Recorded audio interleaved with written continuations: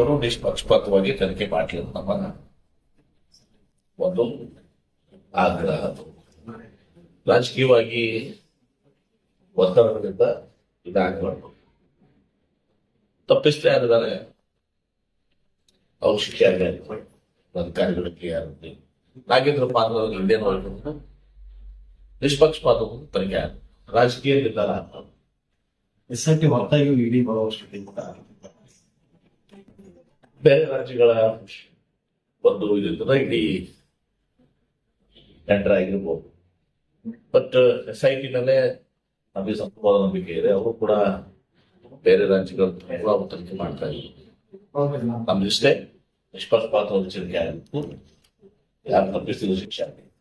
ಇದು ನಿರಪರಾಧಿ ಆಗಿದ್ರೆ ಯಾರಾಗಿ ಸಾಕ್ಷಿ ಇಲ್ಲ, ಸುದ್ದಿ ಅವನ್ನ ಷಡ್ಯಂತ್ರ ಅದನ್ನ ಬಳಸ್ಕೊಂಡು ದುರುಪಯೋಗ ಮಾಡುವಂತ ಕೆಲಸ ಆಗಬಾರ್ದು. ರಾಜಕೀಯ ಕೆಲಸ ಆಗಬಾರ್ದು.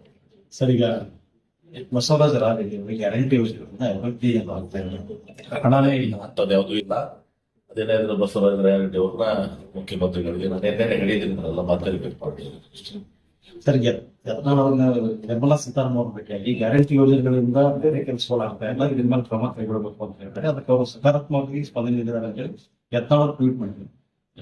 ನಮ್ಮ ರಾಜ್ಯ ಸರ್ಕಾರದ ಲೋಕಸಭಾ ಸದಸ್ಯರು, ರಾಜ್ಯಸಭಾ ಶಾಸಕರು, ನಮ್ಮ ರಾಜ್ಯ ಸರ್ಕಾರ ಏನ್ ತೆಗೆದುಕೊಂಡು ಅದು ನಮ್ಮ ರಾಜ್ಯ ಸರ್ಕಾರ ಕೇಂದ್ರದಿಂದ ಕೇಂದ್ರದಿಂದ ಹಣ ಬರಬೇಕು, GST ನಮ್ಮ ಪಾಲು. ಸಲ ಕೋರ್ಟ್ ನಲ್ಲಿ ಹೋಗಿ ನಾವು ನಮ್ಮ ಹಣ ಪಡ್ಕೊಳ್ಳುವಂತ ಪರಿಸ್ಥಿತಿ ಬಂತು.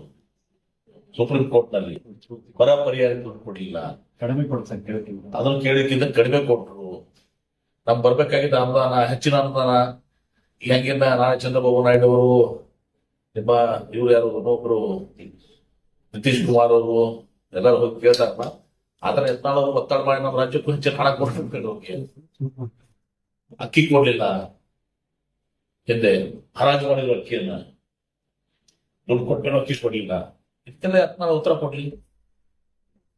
ಸರ್, ಕನ್ನ ಗ್ಯಾರಂಟಿ ಯೋಜನೆಗಳಿಂದ ದುಡ್ಡಿಲ್ಲ, ಯಾಕಂದ್ರೆ ಫೈನಾನ್ಸ್ ಕೂಡ ಅವರ ಸಲಹೆಗಾರ ಆಗಿದ್ದಕ್ಕೆ ಅವ್ರ ಹೇಳಿಕೆ ಒಂದು ಇದೆ ಬಲ ನೋಡಿ ಅಂತದ್ದು ಯಾವುದು ಇಲ್ಲ.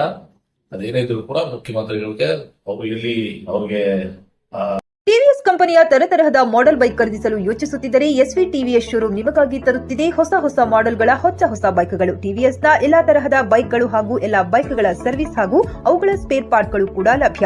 ಹಾಗಿದ್ರೆ ಹಿಂದೆ ಭೇಟಿ ನೀಡಿ ಎಸ್ವಿ ಟಿವಿಎಸ್ ಶೋರೂಮ್ ಮಾಲೀಕರು Lokesh RJ, Bharat petrol bunk ಎದುರುಗಡೆ, ನಾಗಲಕ್ಷ್ಮಿ ದಾಬಾ ಹತ್ತಿರ, ಗುಲ್ಬರ್ಗ ರೋಡ್, ಹುಮ್ನಾಬಾದ್.